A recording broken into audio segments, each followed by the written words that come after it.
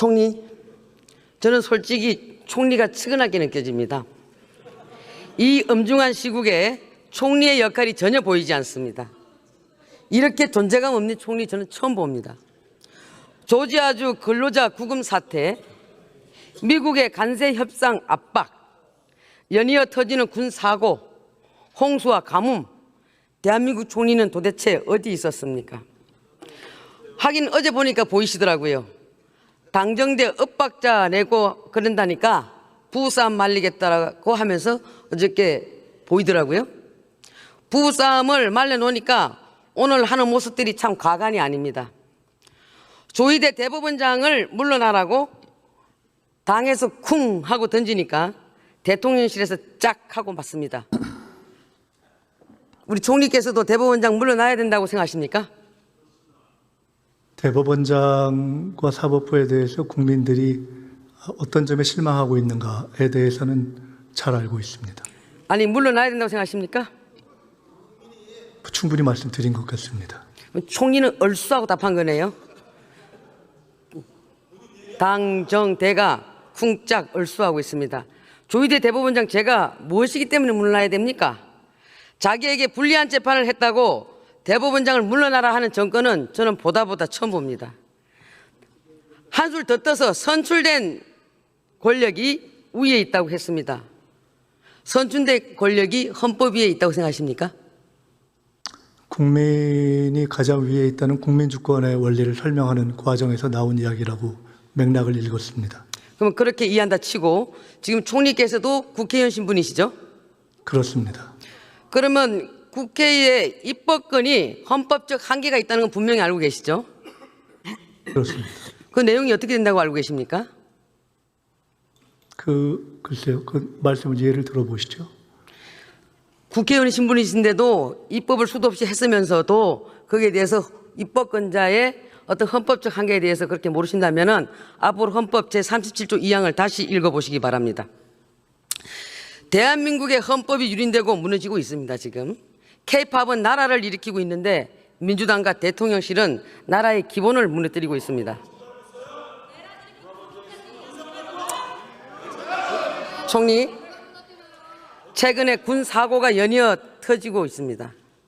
정말 귀중한 우리의 아들들이 군대에서 억울하게 사고당하고 있는데 총리는 뭘 했고 누가 책임지는 겁니까? 군에서의 각종 사고에 대해서는 국방부에서 최대한 함께 국방부 장관과 의논을 하면서 하나하나 대처를 하고 있습니다. 누가 책임집니까? 그것은 국가가 그리고 정부가 근본적으로 책임감을 가지고 대처하고 있습니다. 자, 중대재해처벌법 만든 게 민주당 정권 맞죠? 다시요? 중대재해처벌법. 네. 산재 사고가 일어난 기업을 대통령이 직접 문책했죠. 대통령이 문책했다라기보다는 비판을 했죠. 문책과 비판이 다른 겁니까? 문책은 법적 책임을 가진 차원에서 하는 것이기 때문에 좀 다르다고 봅니다. 자, 최고 경영자가 직접 책임져라. 이게 이재명 정권 철학 아닙니까? 최고 경영자건 아니면은 근로자건 각각 자기의 책임 한도에 맞는 책임을 명확하게 과하지 않게 또 질 것은 지는 것, 그것이 올바른 책임의 원리라고 생각하고 자, 그러면 있습니다. 이번에 군 사건 관련돼 가지고 총리, 대통령, 장관 줄줄이 책임지고 물러나야 되는 거 아닙니까? 한번 말씀해 보세요. 그 내용들을 확인하면서 저희들이 책임 확인하고 있습니다. 책임이 정해지게 되면 중대재해법 논리로 인해서 총리도 책임지고 물러날 생각 있으십니까? 별로 적절한 예가 아니라고 생각하는 것은 의원님께서도 잘 아실 거라고 생각합니다. 자, 총리는 1985년 서울 미국 문화원 농성 사건 핵심 인물이죠. 네, 맞죠? 거기에 관여되어 있습니다. 그렇죠? 저기 앉아 계시는 정청래 대표는 1989년 미 대사관 점거, 폭탄 투척, 방화 미수 사건을 주도한 혐의를 받았죠? 대답해 주시기 바랍니다. 저 때의 일을 지금 국회에서 말씀하시는 것이 어떤 의미가 있는가 생각하고 있습니다. 답변하기 싫다 이 말이죠? 처지가 바뀌어서? 그렇게 답변하기 이해하겠습니다. 싫은 것이 아니라 자, 현재의 정치 상황에 연결시키려는 어떤 논리가 가능할까 생각해 보고 있었습니다. 자, 야반도주 임명한 이것을 강행한 최교진 장관은 천안함이 이스라엘 잠수함이 충돌했다는 황당한 음모론까지 유포했습니다. 그래서 더 나가서 고용노동부 장관이 민노총 출신인데 민노총이야말로 반미 시위의 본산이라고 저는 생각합니다. 간첩단 사건까지 연루된 적도 있었죠. 총리, 이쯤 되면은 이재명 정권의 주요 인사들이 국익의 최대 걸림돌 아닙니까? 미국이 이런 사람들 몇 면을 보고 대한민국 정권을 판단하는 거 아니겠습니까? 이런 친북 반미주의자들이 떡하고 버티고 있는데 제대로 된 대미 협상이 가능할 리가 있겠습니까? 여기에 대해서 한 말씀 해주시기 바랍니다. 국익의 최대 걸림돌이었던 많은 장관들로 구성되었던 윤석열 내각, 그 시기를 극복하기 위해서 최선을 다하고 있습니다. 동문서답하고 계시는군요. 자, 그러면 지금 미국이 이재명 대통령에게 관세 관련돼서 사인하라고 압박하고 있죠? 협상이 진행되고 있습니다. 지금 안 하는 겁니까? 못 하는 겁니까? 불리한 것을 또는 우리에게 유리한 국익이 최대한 확보되지 않은 상태에서 바로 사인해라 이렇게. 근데 기간이 요청하시는 갈수록 건가요? 자동차세와 부품 관세는 계속 25%로 가고 있죠? 그렇습니다. 이것은 국익에 반합니까? 반하지 않습니까?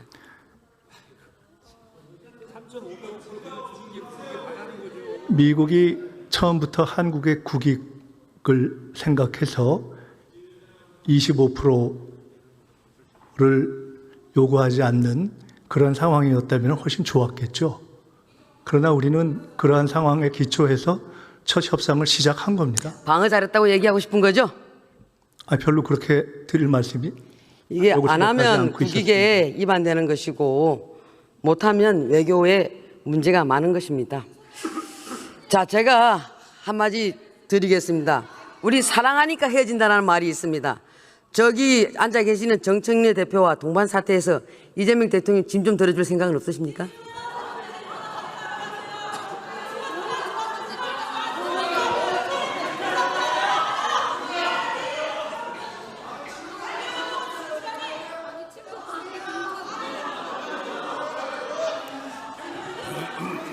총리님, 임 의원님 지금- 그냥 중간에 추임새로 넣으신 질문으로 생각하겠습니다. 총리님, 지금 민주당이 언론 때려잡기, 검찰 해체, 그리고 사법부 흔들기, 각종 계약들을 동시다발적으로 벌이고 있습니다. 제가 보기에는 이재명 정권과 민주당은 두려움에 휩싸여 있는 것 같습니다.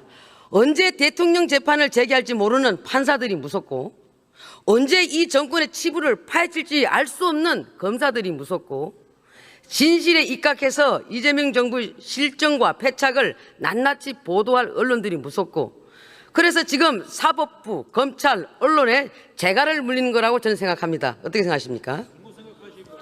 헌법과 법률에 의해서 이미 재판이 중단되어 있는 상황에서 너무 공상소설을 쓰시는 것 같습니다.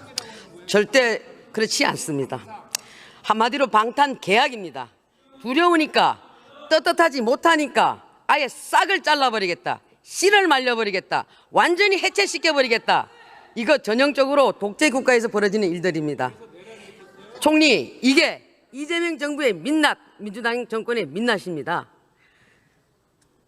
본인 인생에서 민주화 운동에 하신 것을 제일 자랑스럽게 여기신다고 저는 생각하고 있는데 근데 왜 총리는 민주주의 파괴하는 데 앞장서고 계십니까? 검찰 개혁을 하거나 또는 내란 재판부를 요청하거나 또는 대법관 증언 등등 여러 가지 사안들이 조금 전에 말씀하신 민주주의를 압살한다 하는 것과 어떻게 연관이 되는지 전혀 이해가 되지 않습니다. 근데 많은 국민들이 그렇게 생각하고 계시는 겁니다. 자, 그 다음은 지금 이 정부와 민주당이 선무당 사람잡듯이 하고 있는 검찰 개혁에 대해서 한번 봅시다. 지금 이재명 정부가 추진하는 이 검찰 개혁의 롤 모델이 이것을 핵심적으로 참고한 사례가 어디고 어느 나라 제도를 롤 모델로 삼았는지 알고 싶습니다. 여기에 대해서 한 말씀 해주시기 바랍니다. 우리나라에 지금 진행되고 있는 개혁은 국민들의 경험에 기초해서 국민들의 요구에 따라서 우리의 현실에 맞게 만들어가는 것입니다.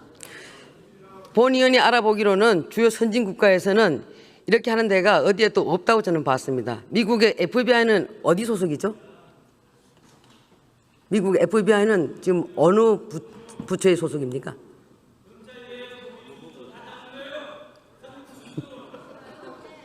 모르십니까? 그러면 영국의 중대비리수사청 SFO는 어느 기관입니까? 어떤 기관입니까? 자, 총리께서 여기에 대해서 공부가 제대로 돼 있지 않으신 것 같고 이런 것도 잘 모르면서 수사 기소 분리하는 것을 이런 검찰 개혁을 밀어붙이는 걸 보고 저는 제대로 검증도 안 된 이 돌연변이 제도가 이런 것을 대한민국에서 실험하는 것 그리고 우리 국민이 이재명 정권 검찰 개혁 실험용인 것 국민이 있게 되는 피해 이거를 어떻게 하실 것인지 총리께 묻고 있는 겁니다. 답변해 주시기 바랍니다.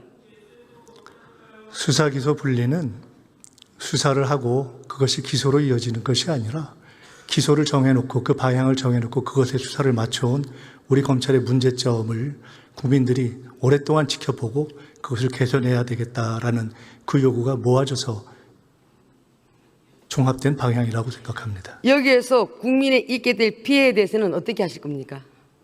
어떤 피해를 말씀하시는 보안 수사가 이루어지지 않는다거나 이렇게 했을 때 여러분들이 늘 주장하는 가해자와 피해자가 바뀌었을 경우 이런 분들이 생길 수 있는데 이 제도로 봐가지고는 이런 분들이 보완하기가 어렵다라고 봐집니다. 자 그리고 지금 말씀하신 본인이 여러 문제를 포함해서 수사 기소 분리 이후에 여러 가지 디테일과 관련한 것들은 검찰개혁 추진단을 만들어서 약 1년 정도의 시간을 두고 충분한 논의를 거치면서 하나하나 준비해가고 그때 야당의 디테일을 목소리도 만들려고 경청하실 거죠? 당연히 그렇습니다.